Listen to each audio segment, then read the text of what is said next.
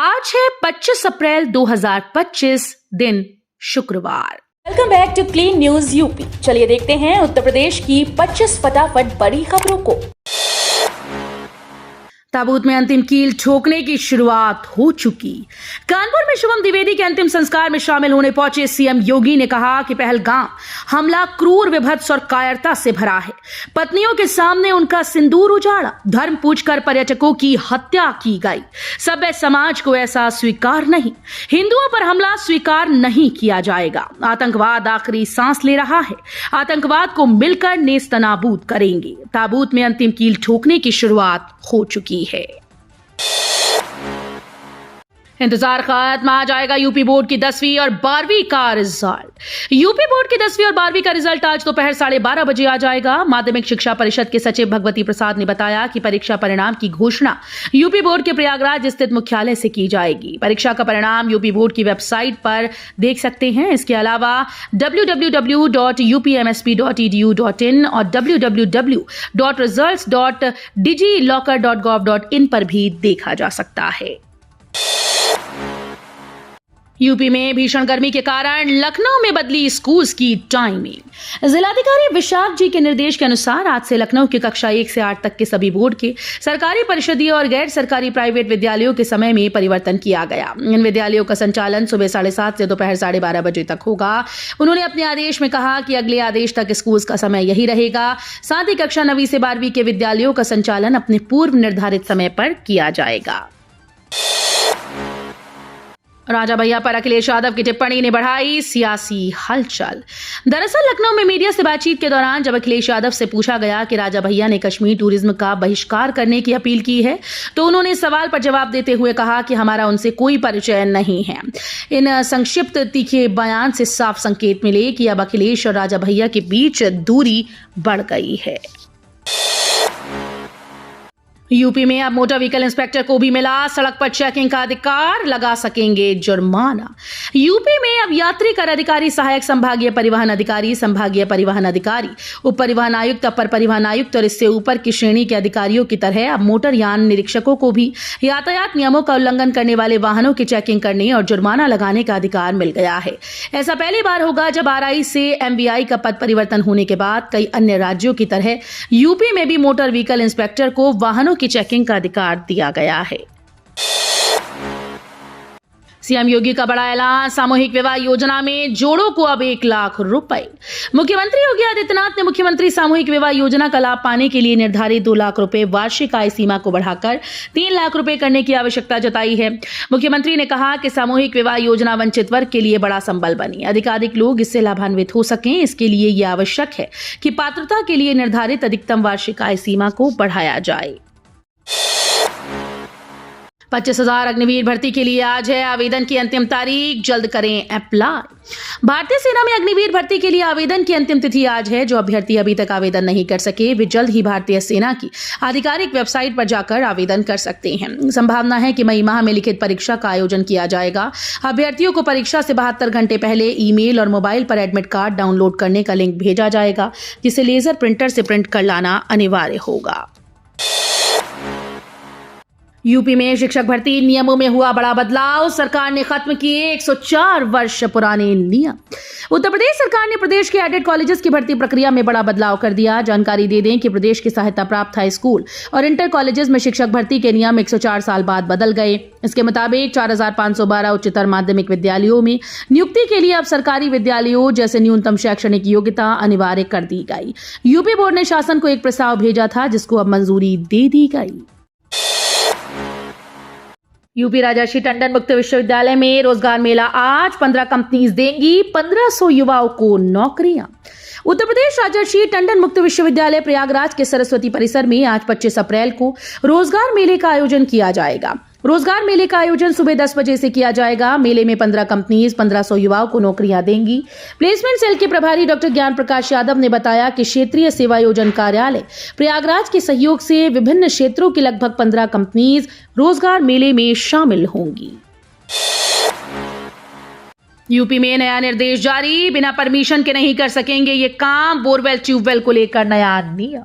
खुले पड़े बोरवेल व ट्यूबवेल में गिरकर मृत्यु होने आदि हादसों को रोकने के लिए अब अनुमति को अनिवार्य कर दिया गया है। शहरों में इनकी खुदाई से पहले निकायों से अनुमति लेनी होगी और इसके लिए 15 दिन पहले आवेदन करना जरूरी होगा। स्थानीय निकाय निदेशक डॉक्टर अनुज कुमार झा ने इस संबंध में निकायों को निर्देश भेजे हैं। निर्देशों में कहा गया कि खुदाई कराने वाले सभी सरकारी, अर्ध सरकारी, निजी एजेंसीज को प्रशासन या अन्य प्राधिकृत अधिकारी के पास पंजीकरण कराना होगा। भूमि घोटालों में दोषियों के खिलाफ कार्रवाई शुरू, डीएम लेखपाल सहित 18 अफसर जद में।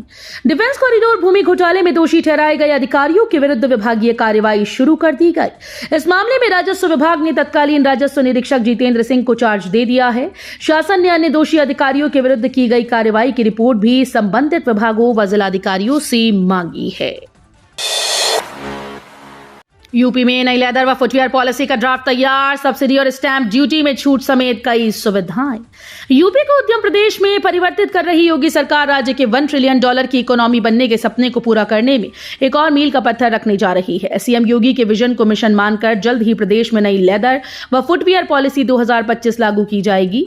इसके लिए ड्राफ्ट तैयार हो गया और जल्द ही इसकी अनुमोदन की प्रक्रिया भी पूरी की जाएगी। अखिलेश यादव बोले, सुरक्षा के मामले में केंद्र सरकार के साथ, इस पर राजनीति न करे भाजपा। सपा अध्यक्ष अखिलेश यादव ने कहा कि कश्मीर के पहलगाम में पर्यटकों पर हुआ हमला बेहद दुखद है। इस मुद्दे पर हम सरकार के साथ हैं। केंद्र की सरकार को आतंकियों की इस हरकत पर कड़ी कार्रवाई करनी चाहिए।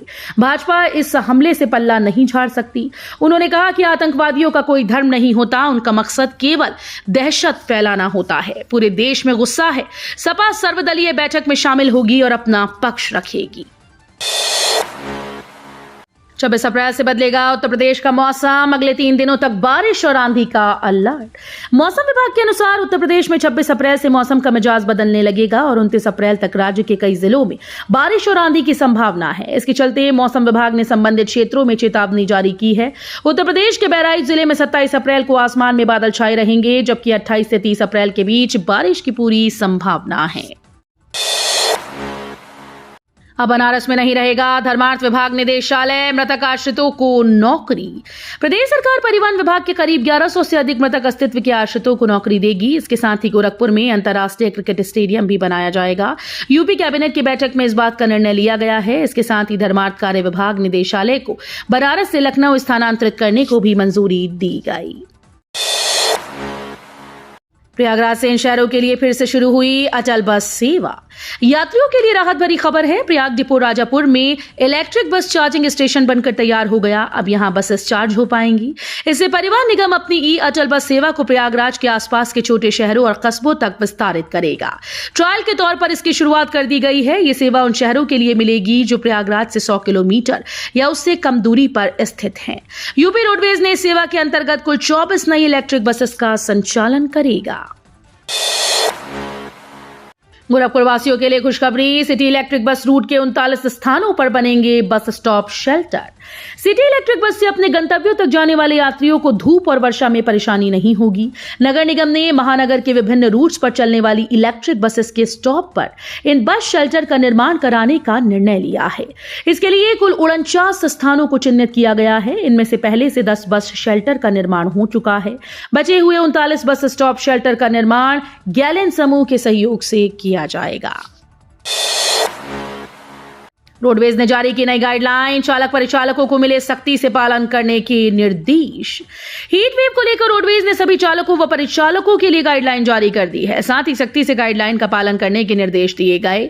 डिपो में 26 नियमित व 124 संविदा चालक हैं, जबकि 31 नियमित व 266 संविदा परिचालक। उच्च अधिकारियों के द्वारा चालक व परिचालकों को लेकर हीट वेव संबंधित विभागीय दिशा निर्देश जारी किए गए। इसके अनुसार चालक परिचालकों को 3-4 लीटर पानी पीने, चाय व कार्बोनेटेड पेय से बचने, ORS, छाछ, नींबू पानी, नारियल पानी, इलेक्ट्रोलाइट युक्त तरल पदार्थ का सेवन करने, हल्का व सुपाच्य भोजन करने, हल्के रंग के ढीले व सूती कपड़े पहनने, धूप में बाहर जाने पर सिर को टोपी या गीला कपड़ा से ढकने के निर्देश दिए गए। मुख्यमंत्री योगी आदित्यनाथ से किसान सहकारी चीनी मिल के विस्तारीकरण की मांग की। मुख्यमंत्री योगी आदित्यनाथ से किसान सहकारी चीनी मिल के विस्तारीकरण की मांग की गई। किसान सहकारी चीनी मिल प्रबंध समिति के उपाध्यक्ष धीरेन्द्र प्रताप सिंह, विधायक अशोक राणा, जिला पंचायत अध्यक्ष साकेत प्रताप सिंह, फेडरेशन डायरेक्टर लोकेंद्र सिंह, चीनी मिल के डायरेक्टर अजीत सिंह और डेलीगेट हरेंद्र राजपूत ने लखनऊ में मुख्यमंत्री योगी आदित्यनाथ से मुलाकात की। यूपी के पूर्व डिप्टी सीएम बोले, सब अलर्ट मोड पर, कौन तैयार है और कौन नहीं ये वक्त बताएगा। यूपी के पूर्व डिप्टी सीएम और राज्यसभा सांसद दिनेश शर्मा ने पहलगाम घटना को दुखद बताते हुए कहा कि आतंकवाद उन्मूलन के लिए चलाए जा रहे अभियान से घाटी में माहौल सुधर रहा था, लेकिन पस्त हौसले वाला पाकिस्तान हमें उकसाने के लिए बीच बीच में ऐसी घटनाएं करता है। पाकिस्तान की ओर से आए बयान कि हम तैयार हैं पर पलटवार करते हुए बोले कि ये तो वक्त ही बताएगा कि कौन तैयार है और कौन नहीं। शक्तिवर्धक के नाम पर स्टेरॉयड, लखनऊ में 5 सेक्सोलॉजिस्ट क्लिनिक की दवाओं में मिलावट की पुष्टि। राजधानी लखनऊ के 5 सेक्सोलॉजिस्ट क्लिनिक से लिए गए आयुर्वेदिक दवाओं की जांच रिपोर्ट आ गई है। शक्तिवर्धक के नाम पर स्टेरॉयड दिया जा रहा है। आयुर्वेदिक दवाओं के नमूनों में स्टेरॉयड की पुष्टि हुई। सावधान, यूपी के शहर में क्रिप्टो का झांसा देकर 60 दिन में 40 से ठगी। क्रिप्टो करेंसी में निवेश करके मुनाफे के झांसे में नहीं आए। साइबर अपराध की सबसे ज्यादा वारदातें इन दिनों क्रिप्टो में निवेश के नाम पर ठगी से हो रही हैं। पिछले 2 महीने में आगरा के 40 से अधिक लोगों के साथ ठगी हो चुकी है। ठगी की रकम 6 करोड़ से अधिक है। अकेले मधुर जैन के 4.93 करोड़ रुपए हैं। वे लोग क्रिप्टो से मुनाफे के झांसे में फंस गए। ग्रेटर नोएडा के गांव में अब बिजनेस करना पड़ेगा महंगा, सर्कल रेट बढ़े। सर्कल रेट लागू होने के बाद नोएडा के गांव में व्यवसाय करना ग्रेटर नोएडा के सेक्टर से ज्यादा महंगा हो जाएगा। नोएडा के अट्टा, आगापुर, चौड़ा, रघुनाथपुर गांव में एकल वाणिज्यिक संपत्ति दर 1.36 लाख से 1.90 लाख तक करने की तैयारी है। वहीं ग्रेनो के अल्फा 1 और 2 समेत अन्य सेक्टर्स में एकल दुकान और वाणिज्यिक प्रतिष्ठान की दर 1.28 लाख प्रति वर्ग मीटर तक प्रस्तावित है। यूपी में एजुकेशन क्वालिटी को लेकर बड़ा एक्शन। 100 अंकों के इम्तिहान में फेल तो बाहर। उत्तर प्रदेश में शिक्षा की गुणवत्ता को बढ़ाने के लिए जिला समन्वयकों का मूल्यांकन होगा। उन्हें 100 अंकों के मानकों पर परखा जाएगा, जिसमें शिक्षक प्रशिक्षण, विद्यालयों का निरीक्षण और ऑनलाइन सूचनाएं शामिल हैं। वार्षिक मूल्यांकन के आधार पर उनका भविष्य तय होगा। खराब प्रदर्शन करने वाले जिला समन्वयकों को हटाया जाएगा ताकि यूपी में एजुकेशन क्वालिटी बेहतर हो सके। पीएम मोदी का संकल्प, साजिश रचने वालों को मिलेगी कल्पना से भी बड़ी सजा। बिहार के मधुबनी में पंचायती राज दिवस के कार्यक्रम में बोलते हुए पीएम मोदी ने आतंकवादियों पर सीधा हमला बोला। उन्होंने कहा कि यह हमला पर्यटकों पर नहीं, भारत की आत्मा पर किया गया। हमला करने वालों को कल्पना से भी बड़ी सजा मिलेगी। पीड़ित परिवारों के साथ पूरा देश खड़ा है। आतंकी आकाओं की कमर तोड़कर रहेंगे। अब आतंकियों की बची कुची जमीन को मिट्टी में मिलाने का समय आ गया है। मैं बहुत स्पष्ट शब्दों में कहना चाहता हूं, जिन्होंने ये हमला किया है, उन आतंकियों को और इस हमले की साजिश रचने वालों को उनकी कल्पना से भी बड़ी सजा मिलेगी। तो ये थी आज की 25 फटाफट बड़ी खबरें। अगर आपको न्यूज पसंद आई हो तो वीडियो को लाइक और शेयर जरूर करें। धन्यवाद।